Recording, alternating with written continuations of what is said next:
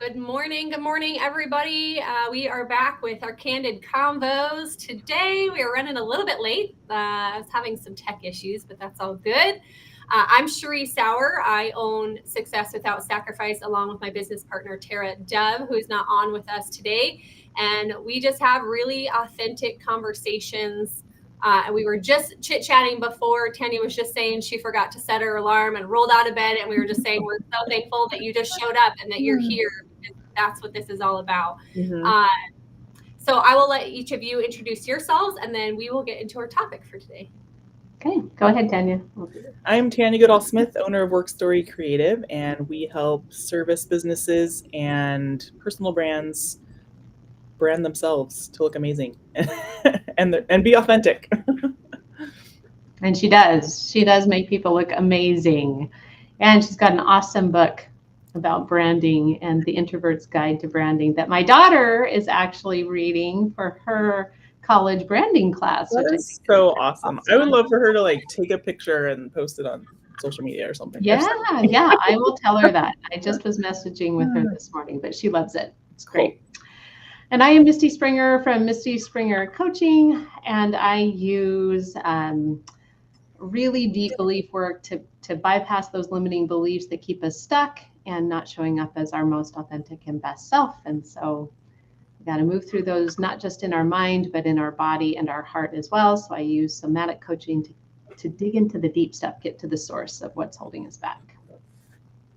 So good. And on that topic of what's holding us back, so we are hosting our first aligned gathering tomorrow evening in Spokane, Washington, 6:30 p.m. to 8:30 p.m. Pacific Standard Time. And really the whole point of that is to bring women together, help us to really unlock our authentic selves, to build deeper relationships and friendships. And I posted about this yesterday, and I was thinking about this of why is it so hard for us as grown women to develop friendships? Like, it's easy as we're younger. And then I feel like as we get older, either we lose friendships or we have harder time building friendships. For me, at least anyway, that's the truth for me. And also as a coach, I have a hard time defining a friend and a coach. And so if somebody's going through something, my natural reaction is to coach them, when that's not always what I need to do. I just need to listen and be there. And so that's something that's a little bit tricky for me. But I know for me personally, as I've been thinking about this over the years, is it's really past experiences that have made it harder for me to build friendships and to build that trust. And because of, whether it's Mean Girls, I never experienced Mean Girls. I know other people have. It wasn't that for me. It was more like not getting invited to a certain birthday party or what people say, or sometimes what they don't say as well plays into that. And so I think there's a lot of interesting dynamics in this. And also I know junior high, it's we start analyzing who are we and how do we fit in with other groups or with the world. And so we start to, I think, change ourselves and try to adapt and fit in. And then we get into our 30s and 40s and it's well, who am I? And how do I want to show up in the world and around other people? So I just wanted to start with that and open up that topic. And Misty, Tanya, you guys can give kind of your feedback of what you feel with this. But we really want this aligned gathering to be a time and a space for people to come and feel safe and comfortable to be themselves, to be open and authentic and vulnerable. And vulnerability is hard, especially if you have been hurt in the past. Yeah, I can speak to that. Oh, so many thoughts going through my mind on this, because sometimes it feels like junior high school was 7 years, 5, 6 years of our life, but it feels like it defines so much of who we are and how we see and view the world. And that actually makes perfect sense when you're looking through the lens of beliefs, because our beliefs are formed through patterns of protection, the way that we protect ourselves from getting hurt again. And how many of us have felt that hurt and trying to figure out who we are in that junior high and high school year, in those formative years. Even before that, a lot of the work that I do for myself, with my clients, is about what were those patterns and the ways that we see the world that we're just repeating over and over and over again because we're trying not to get hurt. And I think for me, there's still that question. I think we try to understand who we are, but that's a lifelong process. Like I feel like I am still redefining not all parts of me, but there's parts of me that I'm learning to understand better, parts of me that I've just now been able to take a look at because I'm in a place where I feel more comfortable and I can be vulnerable enough with myself to even look a little deeper at some things that maybe I didn't want to take a look at a couple of years ago. I saw a great quote this morning that said, it wasn't triggers, he used another word, but basically it is the things that annoy us about other people that are our greatest teachers about ourselves. And that's the parts of myself that I'm starting to take a look at more closely. There's so many things that I can say, oh, that's somebody else's fault. But really, when I take a deeper look, it's like, oh no, that's me needing to learn something about myself. And so anyway, for me, growing up, it was being painfully shy. I was so incredibly shy. And I didn't like that about myself. I didn't like the view that other people had about me. And so it's really interesting to kind of walk through this process of discovering who I am. Who do I want to be? Not what other people think I should be, or what I'm trying to people please or be something for somebody else, but who is it that I want to be? And that's a really powerful and vulnerable place to be with ourselves, and it takes practice. And I think that's what I'm excited about with these aligned gatherings, is it just gives us the opportunity to practice getting to know ourselves. Yeah, so good. I have a couple things I want to piggyback on that, but Tanya, I wanted you to go first. Sure. I mean, this is a big struggle for me. I feel like one benefit of my business is it's a social outlet for me, but like I make friends with all my clients and my coaches and, like you guys, like we don't really, we haven't been each other. Well, actually, Misty, you were my coach. But it's a very arm's length friendship, like I feel like I can't get too close to anybody that I'm involved with as a business because I've had it go wrong in the past. And as in middle school, I had a best friend and that's all I needed. Like as an introvert, that's kind of common. Like just need one good friend, right? But then we moved and never really heard from them again. And then as a young married couple, I had a best friend that lived next door. And then again, we moved. She doesn't correspond at all, and then I've had gotten really close to somebody. They always seem to move or we move. And it's painful because I'm like, my friend's gone now. And, or I put a lot of work into the relationship and it's not reciprocated, or there's some trust issues for me around having a really close friend. And so, I really love this topic. I feel like it's a need, but on the other hand, I'm so busy with my kids, and a business. I feel like I've had to choose, is having friends really important to me? Because you can only pick, 3. Do I want to exercise or have a friend? Those are just some of my thoughts around. I mean, I could go back into my childhood and look at some traumas and stuff. But I like Misty's perspective of maybe that doesn't matter. Let's just move forward with what do we want? Who do we want to be? And then is a friend, really good friends, important as part of that or not? I don't know. Yeah, I've heard this. I've heard this topic a lot on different podcasts of business women, especially having a hard time with the friendships because it's like we're juggling families and we're juggling our business and we're also trying to take care of ourselves. And so there's a lot. And I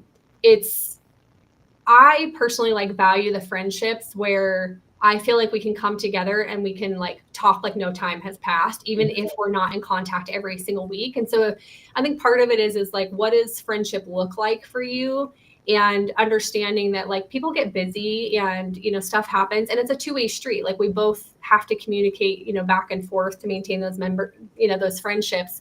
But I think, so a couple of things, like Misty, you had said like the people pleasing, like who do other people want me to be? And I see this show up for a lot of people with burnout, because, you know, whether it's in friendships or running your business or whatever it is, that people pleasing of trying to keep up with other people's expectations or, you know, what they want you to do. And so it's that like, if I say no, they're not going to like me. And, you know, I think, you know, that really stems from like, we've had to learn how do we like adapt and get along, especially in junior high and high school where there's a lot of drama and, you know, different things like that. And so I think like Tanya, what you were just saying, does it matter? Is it something that is important to me? And I think that's like number one question, right? Is it important to you? Is it something that you need in your life? We all need deep relationships, but I think that like the definition of a friendship, but for me, I think it comes back to like the vulnerability piece of, because if we're not, Miss, you had said, I have to learn how to be like vulnerable with myself, because if we can't be vulnerable with ourselves, then we can't be vulnerable with other people. And it's like, what is that learning? What is that wall that we can, you know, let down some of those walls, and how much are we allowing people to come in and trust and see the true us? Because they might not like it, and that's a scary place to be. And so, and I think too, like, not everybody is going to get along or be friends, and that's okay. Like, we're going to connect with other people different than we do with others. And so it is a fine line, but I think in order, to me, it like really comes back to the vulnerability piece, being vulnerable with ourselves and being vulnerable with the people around us, because when we can't be vulnerable, we hold all the burdens on our own shoulders, and we don't know how to ask for help, or we don't feel like we can ask for help when we are struggling. And I think especially as business owners, this does become hard. Like Tanya, you were saying, like there's a fine line between like, how do I like clients and friends? And that does get a little sticky and can be hard of like, what's the, like, how do I know if I'm in friend mode, or how do I know if I'm coach mode, or, you know, for you, like, you know, photographer and branding. And so that does get tricky. And also like being vulnerable as business owners, because if we're talking about the struggles, then it's like, oh my gosh, they're not going to trust me to service them, right? If they know that I'm struggling with these things. So there's a lot of moving pieces, I feel like, that play into this. But I think at the end of the day, when we get to come together, and I just think about like the retreats that we've done, and people come in with these walls up, and by the end, the transformation that people have just, it just like, it's makes me emotional, because it's incredible what can happen just over like even a night. Our last retreat was just one night, and like in 2 nights or longer, it's incredible to see the walls that come down off of people, especially with business owners, because I think we're really good at holding our walls up and keeping it all together. Yeah, for sure. And I love what you said about the people pleasing and vulnerability, being vulnerable with ourselves, because I think sometimes it's not even about like trying to keep up with what somebody else is wanting from us. It's trying to keep up with what I perceive they want from me. Yeah. You know, and that's where getting to know ourselves is so powerful, is that when I can be clear on what I want and where my value lies, that's where I can take that step forward with clarity and calm confidence. It's not about what somebody else is expecting or what I think that they are expecting, or trying to keep up because I'm comparing. It's just saying, no, this is the best next step for me.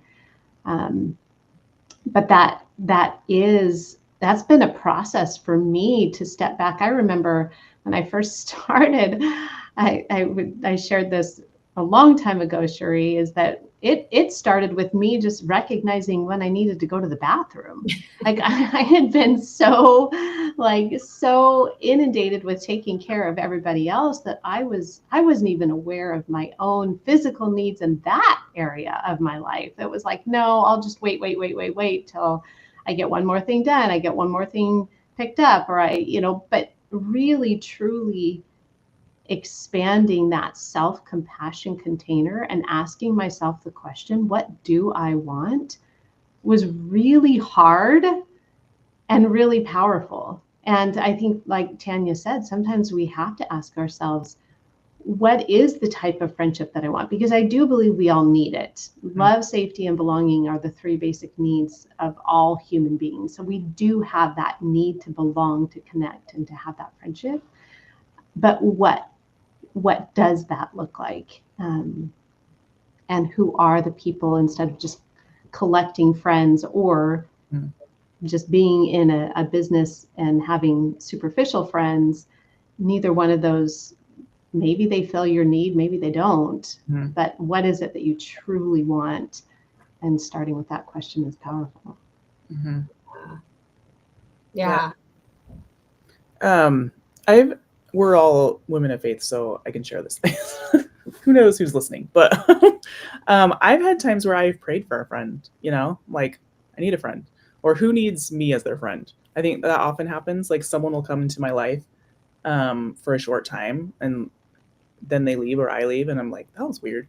Like, such a short time, but we like filled each other's need, like very specific. So that's been interesting to me. Like sometimes when I'm feeling like, oh, I really could use a friend, and I'll just pray for the right one to come into my life. And that's been, there always has been one that comes.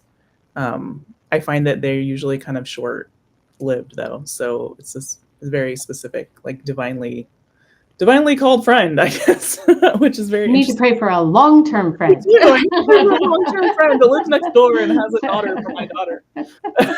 Because my daughter doesn't have any friends that live nearby either. So anyway. It's an interesting dynamic. I have felt that too, of like kind of like grieving lost friendships and recognizing that, man, I'm really emotional today. Just recognizing that, Tanya, of like they were in our life for a short period of time for a specific reason. And I've seen this like throughout, whether it's workplaces that I've worked, and I feel like wherever I am, like my friends are there. So like if, it used to be like I worked and all my friends were at work, and then you leave, just like you were saying, Tanya, you move away, and distance separates you. It's hard to build, it's hard to maintain friendships when you're far away and there's distance. Especially like these days, because people don't talk on the phone. I don't like talking on the phone. I'm more of like a text message, Voxer kind of person. And so it's and it's an interesting dynamic of like how recognizing like people may only be in our lives for a short time, and like whether that's we needed them or they needed us or both, I think is really valuable to identify of, I don't necessarily have words, but I like that you said that, Tanya, because I've noticed that too in my own life of like, this was a really important friendship at that time, and now it's not, and that's okay. And we have to be able to move on and shift from that. Right. Yeah. No, I'm so emotional today. Like, hopefully, this is an emotional topic. Like, especially looking back to your past, like, things that hurt. Like losing a friend. But I grew up too really close to my siblings. Like my sister is my best friend, but she lives in Texas. So, and her kids are the same age as my kids. Like they lived in Spokane for like a year and a half, and it was the best. Like And when I still haven't forgiven her for moving. Why did you move to the other side of the planet? So I think that's interesting too, right? Like my mom used to say, like, friends will come and go, but if you treat your siblings well, they will be there for you forever, So for me, that, I always had my siblings filling that need of, like, they're the ones I call. They're the ones that we have a WhatsApp thread, where we're always chatting. So I guess it just depends. What are your needs? Do you not have that with someone? Your friend can be your sibling or your mom or your husband. My husband doesn't have any friends. Like, but I think it can be different for men. So, well, and what I'm finding too is I definitely have the oldest kids here. I have married kids, and most of my kids are out of the house. And I just spent a weekend in DC with my 3 kids. One is in Thailand, so he wasn't there. But, that was the most fun I have had in months.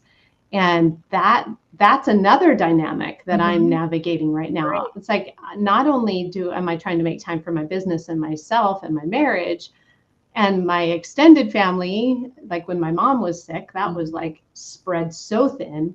But now it's like the people I want to be with the most are my kids, because they're fun. We have so much fun together. And that, it used to be my siblings that filled that need, and they still do. I love getting together with my siblings, and that is truly the place where I can just pick right back up. But it's like it doesn't get less. It's like we're just like adding more. And now I'm navigating a daughter-in-law and how to become friends with the daughter-in-law, and that's a whole new territory. So I mean, she is just the most fantastic and amazing human being on the earth, and she's just the best for my son. And it's a new relationship. We're both navigating. She's never had a mother-in-law before. I've never had a daughter-in-law before. So how do we do this? I don't know. Yeah. So I've talked to my mom about this a lot too. Because her and my dad, well, they just moved back to my dad's childhood home. So that's been interesting. They're like hanging out with my dad's high school friends who were really close back then. So that's been interesting. But like through the years, she's like, I don't have close friends, and it's a struggle. I guess it never goes away. So unless you happen to have a best friend that, like, I am always a little envious of people who like lived in the same place their whole life and like still have their best friend. I've moved around a ton. So, but yeah, I definitely, it's an issue. It's a struggle for all women, it seems. Yeah. No matter how old you are. And I think there's different like seasons too. Right. Obviously, we're not like high school. It was all about your friends, and that's all that mattered. And so, there's seasons too, and seasons either like in your year, whether your month, your seasons in just your life of how much you can put into a friendship. So I think all of those things play a factor, but I know that we are about due for time here as we just wrap up. So just wanted to, again, talk about the Aligned Gathering that we are hosting tomorrow night. This is going to be at 6:30 p.m. at Burbity off of Sullivan. Shout out to Burbity for sponsoring the space for us. So this event is free.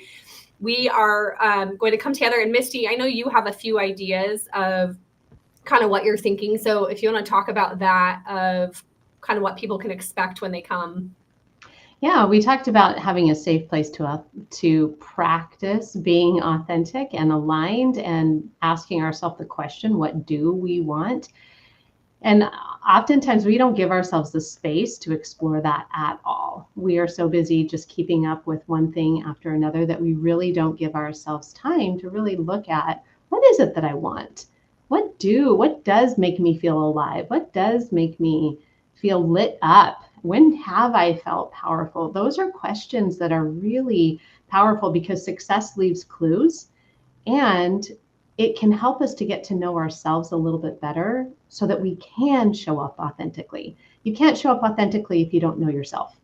Yeah. And that's where it begins. So a lot of the exercises that we'll be doing are just about creating space to get to know yourself very very gently. This isn't going to be a deep dive, like we're not throwing you in the deep end, but just some questions to explore, to give yourself the time and the space to get to know yourself, get to know what you want, and then also the opportunity to meet other women who are doing the same. When you're in a room in the energy of growth, it's electric, and it's that rising tide lifts all boats. When you are in a room with other women who want to be authentic, who want to get to know themselves, who want to be the best version of themselves, it's a powerful collective part of the experience. And so I'm just excited to be in the room with some women who are ready to connect, to share, to grow, to